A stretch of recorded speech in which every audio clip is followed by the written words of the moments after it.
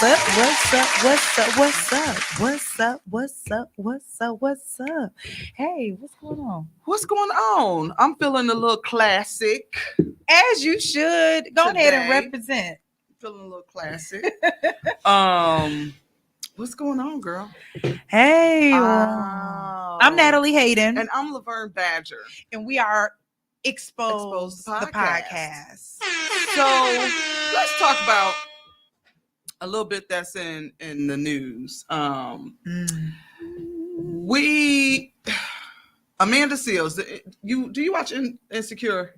You know what? I have not picked that up yet. Have you picked it up again? Yeah, it's the last season, so it's bomb.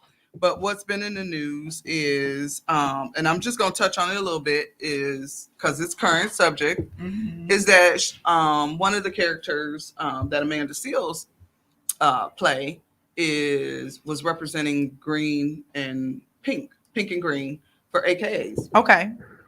And it was all in uproar because they were saying that that the show didn't get permission to use the likeness, right?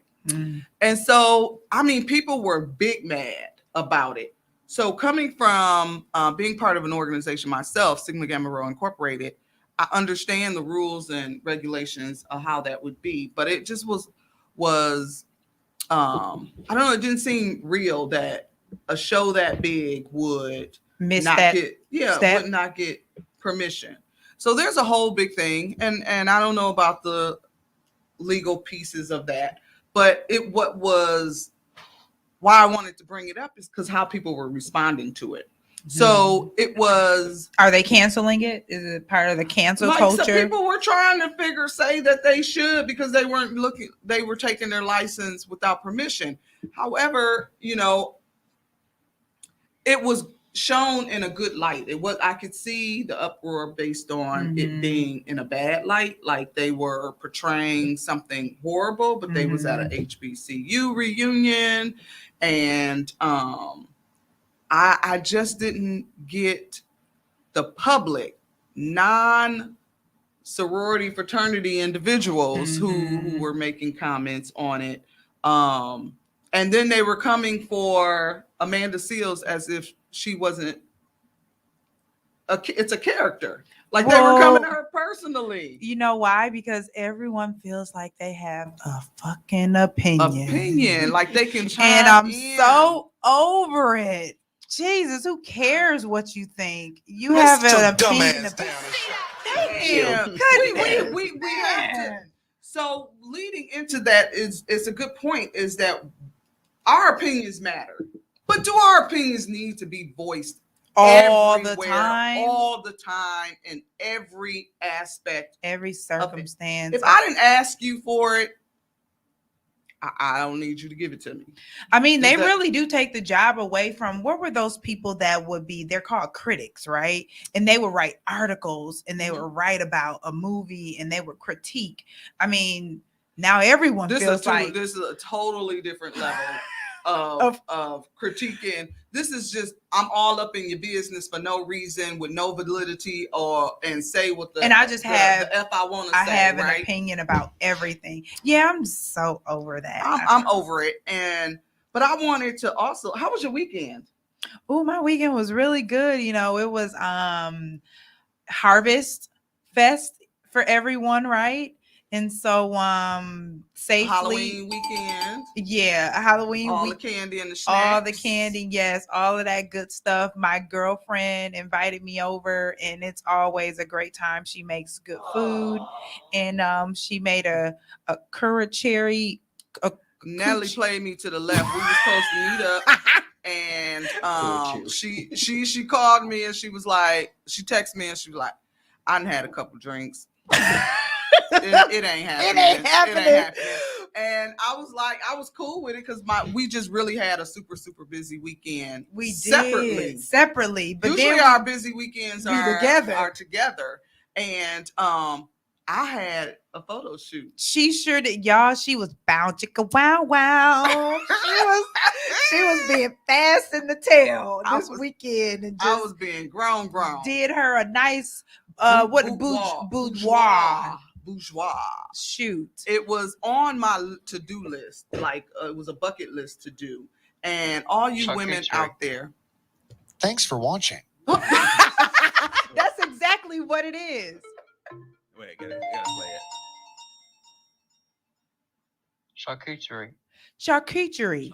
There you go. There it is. So Allie Charcuterie. made a charcuterie board. I'm still saying it wrong, but y'all know what I'm talking about. The board, it has everything on it. It has A hodgepodge of Charcuterie. charcuterie. You gotta say what it is. Charcuterie. charcuterie. It sounds nasty. Yes. Like it's Charcuterie. I feel dirty saying that's the only it. part we got. We The got. cooch So part. am I wrong for assuming that y'all knew what it was? No. Yeah, I'm not that refined. I'm definitely not that refined. It looked like a man. cheese board to me. Cheese and sausage and some grapes. It's a fancy It- name attached to it. Right. Charcuterie board. There you Charcuterie. shark. Right. Char. Well, my boudoir, Yes. if I'm saying that even right. Bourgeois. See? Just stick to English, right? I just need to Yeah. stick to English. Yeah. That was on my bucket list, and I had put that off for months. I was supposed to do that back in She April. was tripping, y'all. I- but she looked. Oh my God. I I was said like, Laverne. Ooh. I don't even go that way, but you was look. like, you she look- had me twisted and turned, and nobody will see these really, not the for real ones, but my husband. But it was for me, and I think as a woman, no matter what size you are, Mhm. I think that type of photo shoot will give you a different sense of of self. You know, the parts is still there, the extra comfort is still there. The photographer does her thing, to camouflage some things, but it how sensual and you feel. Girl, you in touch with Girl, yourself. it wasn't you? was great. It was great. Did you have R. Kelly playing in the background? Girl? we Tank, somebody. I shit, did. We somebody. had little R. Kelly in the Okay. background. She had champagne, y'all. Yeah, I mean, we had. I She had said champagne. She was setting the yes. mood. So I had. So shout out to Timeless Photography. She did an amazing job. Her name is Jessica.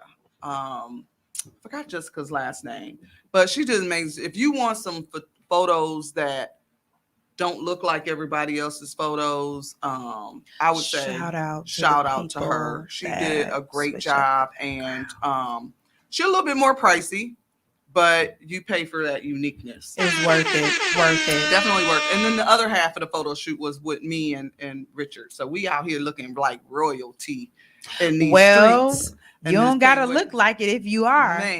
Man. So come on now. can't wait That to see sounds those. like So we had fun. So it an was a eventful long- weekend. Well, Friday I was out on the golf course at 4. I'm gonna say 40-degree weather. She called me and she was This is some bull. And I'm like, why am I out here in Madison? And I said, just shut up and take it. Oh my God. Shut up and take For it. those who know me know that I don't really like golf, and my husband is an avid golfer. He absolutely loves it. And this was an event that he wanted me to go to. She spoke to his love language. And I went. It was the coldest day. I started off with a little cute hat, right? I ended up with a whole Scully wool hat on top of my head with a scarf. It just was a whole bunch of shenanigans. And 18 holes. I had never done 18 holes. Oh, the that's most I a had couple done. hours. 4. Sorry. 4 hours. Oh my God. You survived. Look, you I here. survived. You right here. I survived. And I got points on my marriage list, right? As you should. Yes. So she don't get to talk about it no more. Is what I don't. She don't. I just you want did to share it. that with all of you all, that sometimes we got to do Sacrifice. what we got to do. And hence that our topic, which is being grateful. Thankful and grateful. But, I mean, can you say thankful and grateful, but? Right. Can you? Because when you say but, it cancels out everything that you said. But really, I'm thankful and grateful, but there are some things that just just is not right. Like we just really gotta deal with it. Are we thankful for, what are we thankful for? Of course, we always say, oh, we're thankful for our kids, the health, we're thankful for the family, things that we get, things that we're given, our what do you call, our material things we're thankful for, right?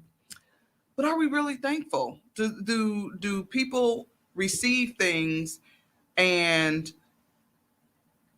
take things for granted? Do we take the things for granted that are given to us? Man, let me tell you, I think I spoke about my experience when I traveled to Africa for a month, and one sure way to get your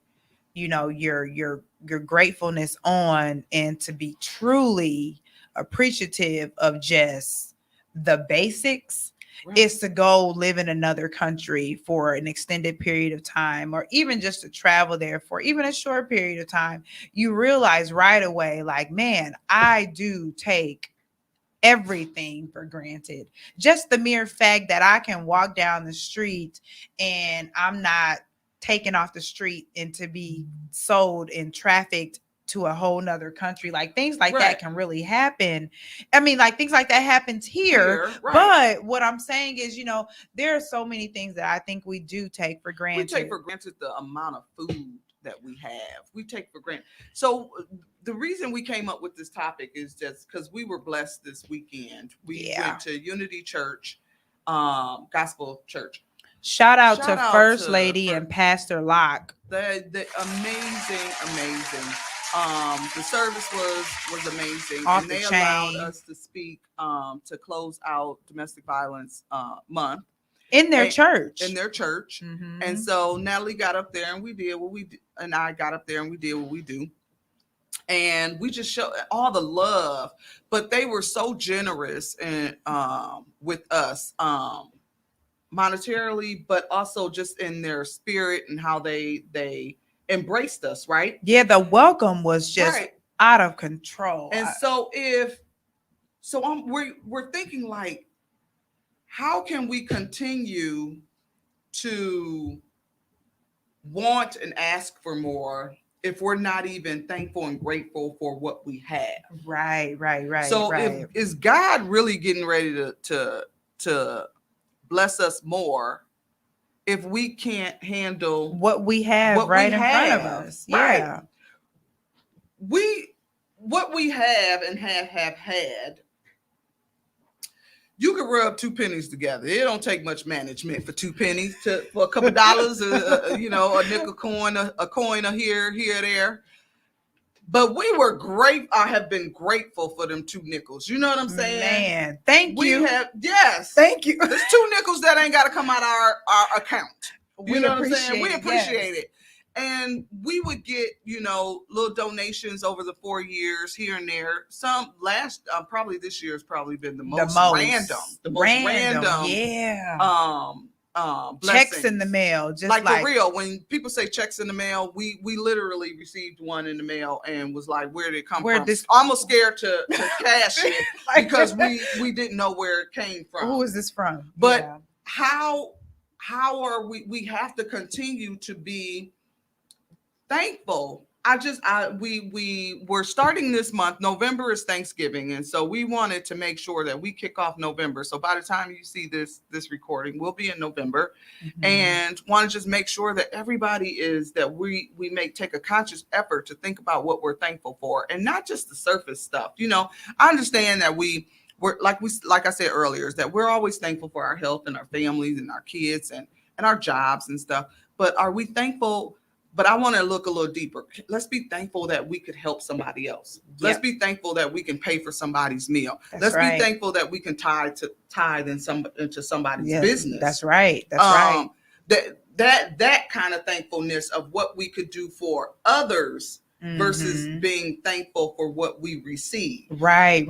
And that is such a selfless and more of because Laverne and I, we're going to get into our spiritual walks and our spiritual journey, but that is definitely leading towards a way of definitely walking like God, when you want to do unto others and not even be like looking for someone to pat you on the back, but you just do it because you know how much of a blessing it is to give. I feel like we're in such a beautiful state right now that we can bless others because others have been a blessing to us. Right. And so like it's just those small tokens of gratitude where we're not expecting anything, but people they just want to, and that's how we feel. We want to give back, and it's not always monetarily. It's with our time, it's with our resources, it's with everything that we have, and we want to make sure that Expose the Podcast Foundation is empty when we leave out of here, right? So we have so much to give, and we would not be where we are. And I said this on Sunday, we don't sit here in this podcast alone. We sit here with every person that has poured into us monetarily, spiritually, mentally, that has walked alongside of us, given us some wisdom, some advice, that have prayed for us, listen to the shenanigans, listen to the and thanked us, all of that, So we just wanted to bring November into just thinking about that, thinking of it from a different perspective, because we were talking earlier, and I just thought it's amazing. So. But that reflection is big, as an avid passion planner, closed out October, and October was just such an eventful month for us. And you really want to just nestle in that. You want to think about like the things that you've accomplished. At least I do. Right. And I want to reflect and just be like, man, that was good. And being present in that, and just being fully present, being able to be there for other people's in ways that they needed us to be there. Right. And that, to me, that is just like, man, I'm grateful for myself that I can show up and mentally be there. We have a lot of people that say yes to the thing and say yes to the cause, but mentally they're not there. Right. They're not ready for it. So if God dropped down $1 million, who was that? What was I listening to? And it was like that was Tabitha Brown. Can you handle it? Can you handle it? We went to go see her and talk, and in her book it talks about how she made money, but she lost it, and she says to her own younger self that if she would have had the success that she has today, she would have lost it all. She wouldn't have been ready for it. She wouldn't have been ready for it. And so, although it may look like, oh, it's been 4 years, but that 4 years is preparation for what's to come. Again, because if we can't handle the small stuff, how are we going to handle the big stuff? And thank God, all the things that we say we want right away. Oh my goodness, you wouldn't be able to handle it. I don't want everything right away. Right. I want I want it to be in a process. I want to be able to maintain it, sustain it. And I wasn't always there. I wasn't always there feeling like I wanted to wait it out. I'm a little more impatient than Natalie is, but then you are. So, but I've learned, I think this process has definitely created patience for me, and then when you stop reflecting on other people's success and focus on your own, and then I think then that makes it a lot easier, to succeed and be successful within our own rights. Now, I had an epiphany this weekend. What was your epiphany? So I had an epiphany this weekend. So there was so when we were at church, and I it wasn't really a falling out with a woman. It was sort of kind of.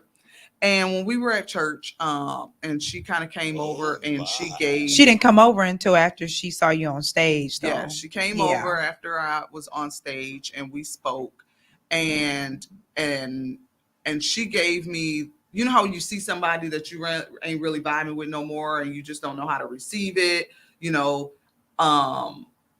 and how, you know, are you going to speak or are you not going to speak? But I didn't even have a chance to do that, to analyze that. That's how God works. Is I didn't have a chance to get in my head about it. Right. And she walked over, tapped me on the shoulder, and just was like, thank God for you. Thank God. Thank you for the work that you're doing. And we embraced for a good 3 minutes. A good 3 minutes. As if nothing had happened. And that's really what it was about.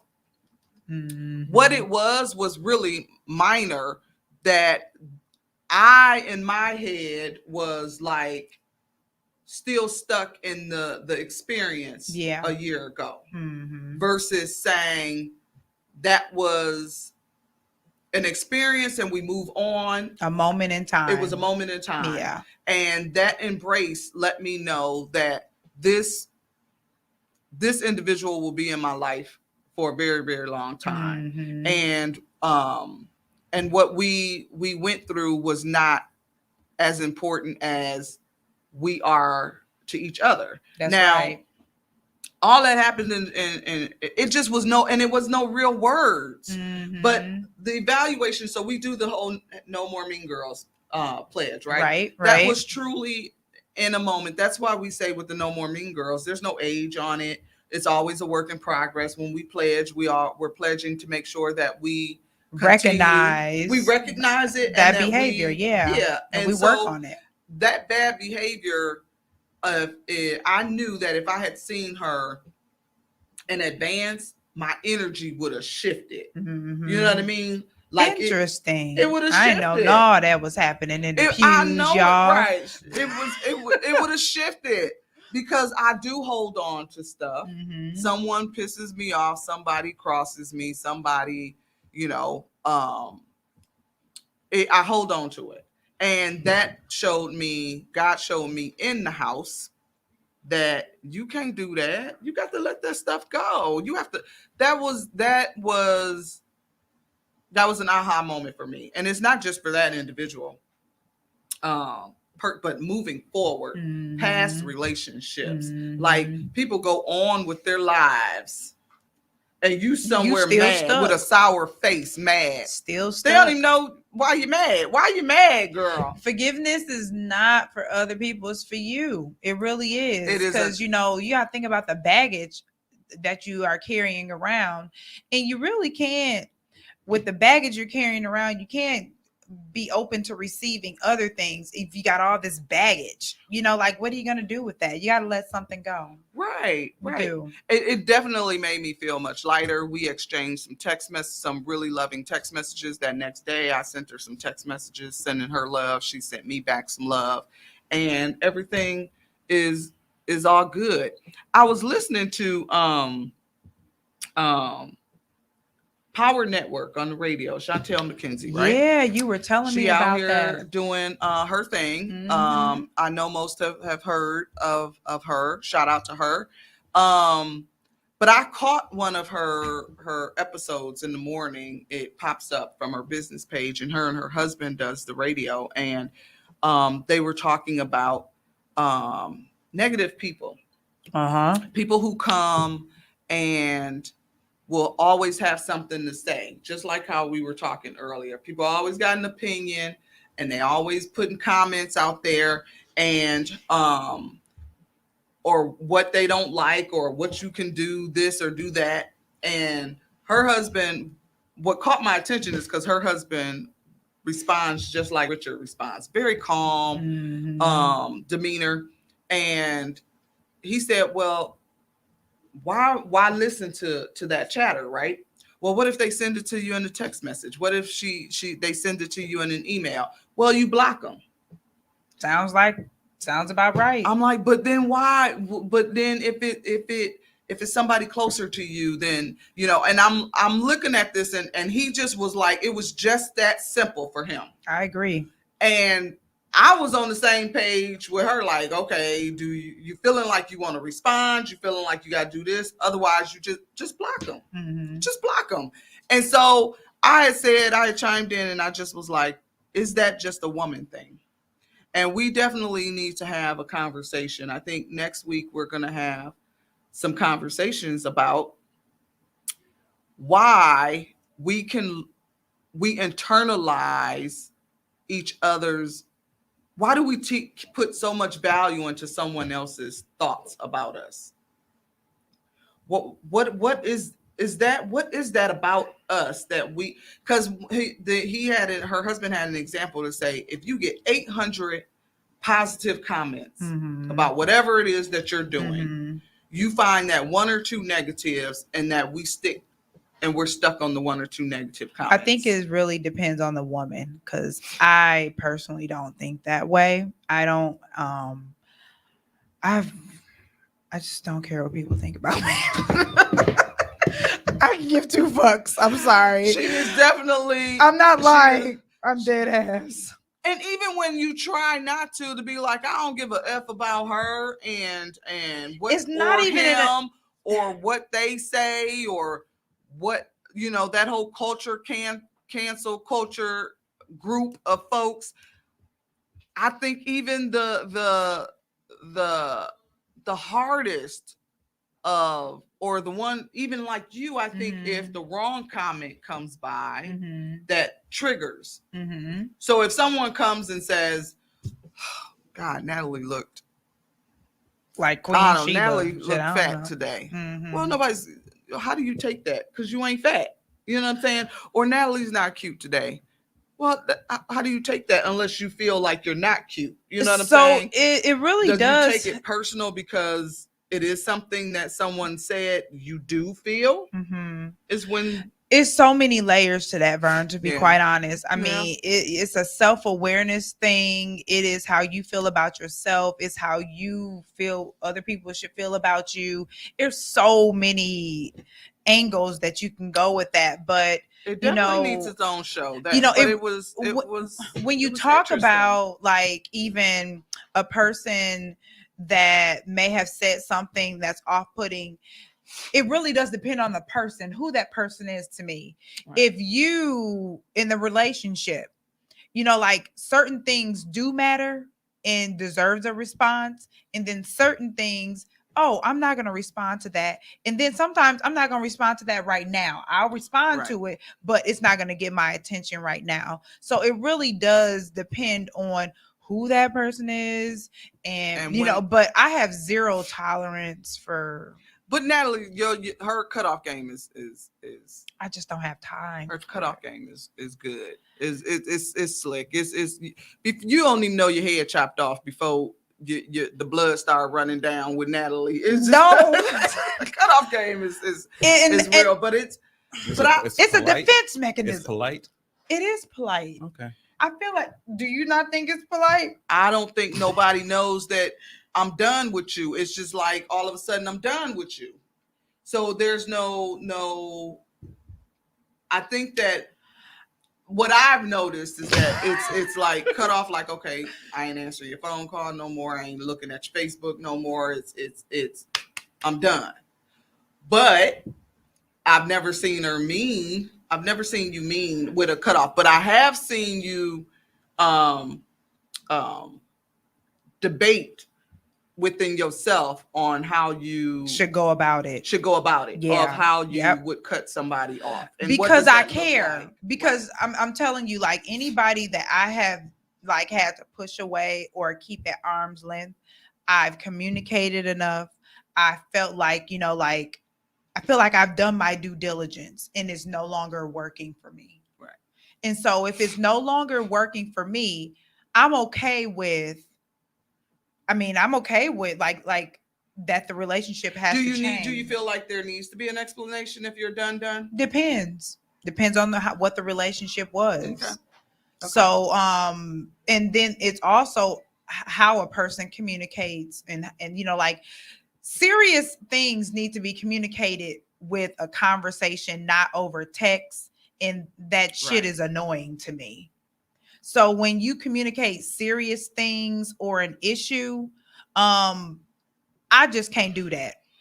Anybody that's in a relationship with me, they got to know that that's a preferred method of communication for me. Right. I like to talk. I guess that makes sense. If I don't really care about you, then I can just stop talking, communicating with you. Well, Just there's all off family the- members that I care about, but I don't talk to them all the time. It's with no closure. You just be like, deuces. They be like, where Natalie at? she Yeah, around. she around. But you know, like maybe that's an area of growth for me. Like, I mean, I feel like the reason why I do certain things is because it's a defense mechanism. Also, it's a For way to you, protect to myself. protect Like, so yourself, I'm not, yes. you know, like I'm not. And not saying that that may be right or whatever, but it's a flawed characteristic that I might have, and that's just how I don't think it's flawed. I just think it's a preference, right? Yes, ma'am. So it's a preferred method of, you know. But I know they did a whole reality show about being ghosted. Like there is a whole show about being ghosted. And now it's I not don't just ghost people. There's a different way. Like I'm not ghosting you. I'm just removing myself. I'll still be cordial with you. I may answer a call or so.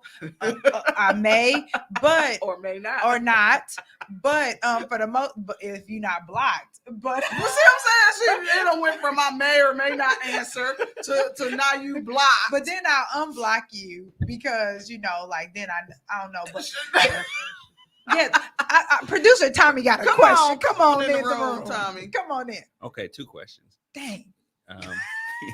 Rewinding back, I understand that you shouldn't text, email, write a serious conversation with someone, but a therapist told me that it's okay. Blame it on the therapist. No, he was like, I am blaming it. But I struggle with it, and I have issues at the moment coming up with what I need to say. I'm not uninterrupted. Yeah, without the confrontation coming back. Okay. And I'm the kind of person that walks away like, damn, I should have said that. Right.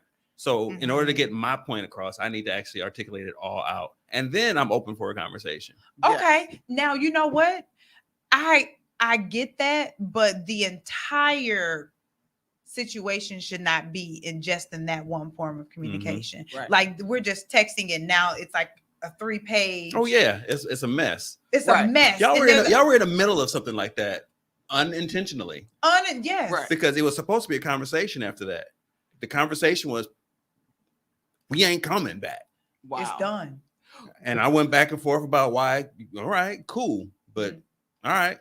And no verbal conversation took place. But you're gonna show up. I'm like, because then you said you were gone. And all and with text messages, it's tricky. Interpretation of how what the tone is or what I really meant. And that's why you gotta talk. But Richard, my husband, he has sent me emails over the years. That Negro will send me an email about if we have a because he feels just like how you said, is that he wants to be able to get out what he has to say uninterrupted by me. And that's what I'll do is funny. Right. He will. Like, Richard doesn't send me an email. Girl. He sent me a whole email. Because he's a talker, but he doesn't have a problem with communicating it. He just wants to be able to get out his thoughts, which was annoying because I felt like it was impersonal to send me an email when it first started happening. But I just realized over time, I realized that was his way. When it's something big, it's his way of communicating and bullet pointing his issues. But what that does do is when I reply, I'm replying to each one of his concerns and not having to have forgotten something and then adding mine onto it as well. But then we eventually end up having a conversation, an actual verbal conversation. But I used to think that was rude to send an email.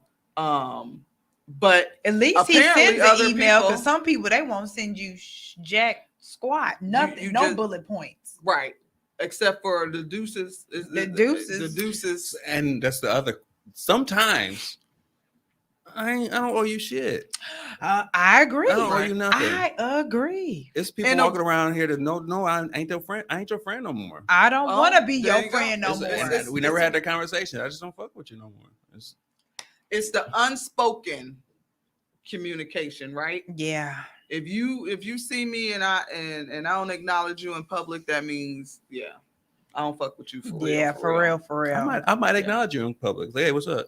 You know And what? keep I'm it the same keep way. it moving. And that right there will fuck I somebody be like, up. That hurt. but I be like, don't speak to me. Like I think I told you this story. See, we all in a work in progress, y'all. Y'all hearing all the shenanigans. We are. However, I let need me a shout out therapist. to my supervisor, Daryl. And Daryl is one of the calmest. I don't know. He just, it's not a whole lot of stuff that rattles him. Like he don't let people take him out of his comfort zone. I'm trying to get to that point. So we in the office, and we know there's some particular people that don't really care for him, and we and I have been around him where he has walked past that person and he has spoken, and has that person blatantly did not speak back. I love that. Did not speak back, and I'm just like, I said, okay. So then we see him again, and he speaks again, and he said, and he walks off. The guy walks off, and he doesn't speak again, because maybe you misunderstood. Maybe he didn't hear you the first time. The second time he heard you, and he chose not to speak to you. And I said, why you keep speaking to people that ain't speaking back to you? He said, because that's who I am. That's how they respond. I'm not going to change who I am. That's right. Yeah. To reflect what is going on with them. If I see somebody, I'm going to speak to them. If we get on the elevator together, I'm going to speak to them. If they don't speak back, that's on them. I said, I ain't that mature. So she ain't, y'all. She ain't. I ain't that mature. You don't speak back. I speak to you. You don't speak back. You will not get another hello from me. We be in this elevator together looking at these buttons waiting for our floor to show up. But he gives me, people put seeds in you and stuff. But I always tell that story when we start talking about how people can change people's attitude and how they show up for us can change how we show up. Yeah, absolutely. And people should not have that sort of control over how we are. If that's who you are, I mean, like you said, if I'm just gonna do me, and if that's how that person responds, then that's how they respond. I do the same thing. I speak to everybody, and everybody don't speak to me. Mm-hmm. I just be like, all right, have a great day. She do. We on vacation. She does that. And some people, we got on elevators. Some people, I'm like, why? You just be wanting to tap on. You ain't hear her say hi. You know what I'm saying? Like you ain't hear her say hi. You just gonna keep walking. But yeah, that's something. He's a protector. I know. I'm like, I just feel like, but she's such a free spirit, and that stuff doesn't bother her. But she those are the kind of things that I take into making a better me, because I do want to be able to have the ability to be who I am and not allow someone else's energy to affect who I am. But truthfully, like energy, other people's energy do affect us, and that's just the truth, right? So like let's spin it. We're going to transition to the but of Thanksgiving and gratefulness and gratitude, because things that shift your energy is real. And I am thankful for, like we do work in domestic violence and all of these things. But as of recently, you and we've been bombarded. I think for the month of October, we had to deal with like the initial stages of domestic abuse close to home, like landing at our doorsteps. And I mean, it was triggering for me, and it was just slightly overwhelming to see that the systems are failing us. And that's the but. Like, I'm grateful for the opportunity to be able to serve and do what we do, but my eyes have been open to there are things that are just not right, and we have to handle that. And I was just like, oh my God, like I couldn't imagine being where I was 4 years ago today, and having shit is the way it is. It's like it's 10 steps backwards. Like, oh, because we always say we're not trying to be in the space of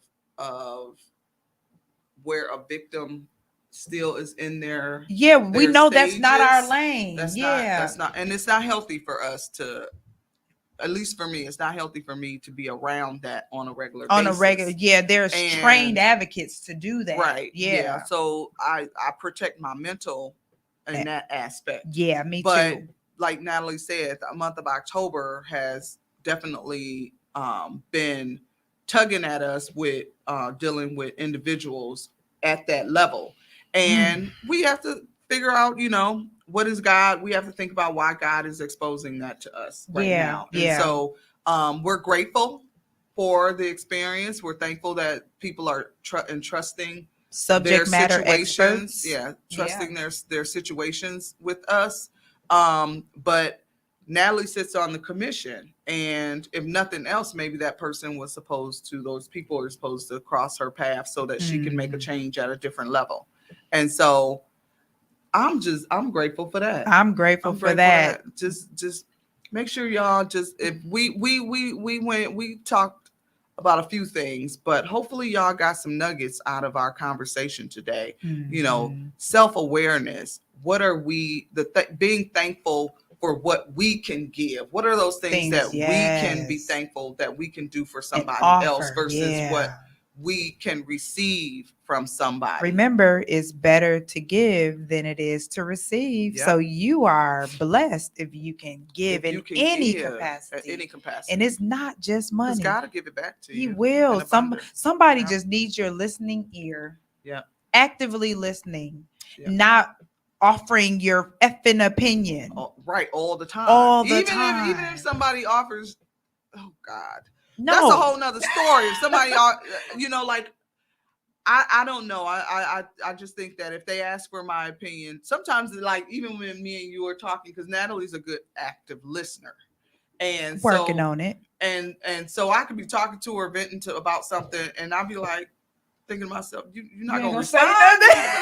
I'm just sitting here listening. So she's a good active listener, but you know how you always are waiting. People are waiting to respond. So how can you really be listening to me when all you're doing is waiting to respond to me? And so every opinion, sometimes you just need somebody to listen to you. Sometimes it doesn't require it doesn't yield your opinion. It doesn't yield. So before y'all out here start giving out opinions that ain't nobody asked for, just think about that. Think about did they really want that? Yeah. Just put yourself in their shoes, and this month and every month, but we just gonna be kind to one another, and just kind of make sure that we again always just self-reflection of who we are, what we are, and what we want to be. And know your lane. Know our lane. Know your lane. If you don't know your lane, it'll come to you. But trust me, when you know your lane, you stay in it. Yeah. Oh, and before we head out of here, we're gonna be trying to do a live. Yeah, so y'all. I think stay tuned. Next week we're gonna play around with it. Won't be a pre-recorded. I think we probably gonna do a live. And we're gonna talk about the subject. It can be next week, guys. Next week we got Promise from Hot 105.7. That's coming and joining us. Yes, but he's definitely gonna have to be on the live. But our live is the subject is the mate that we're looking for. Do we meet the caliber of mate that we're looking for? She on my nerves, y'all. We got a 20-page Tommy list, over there shaking his head. 20-page list of what we want. Since y'all been in my life, I've been questioning.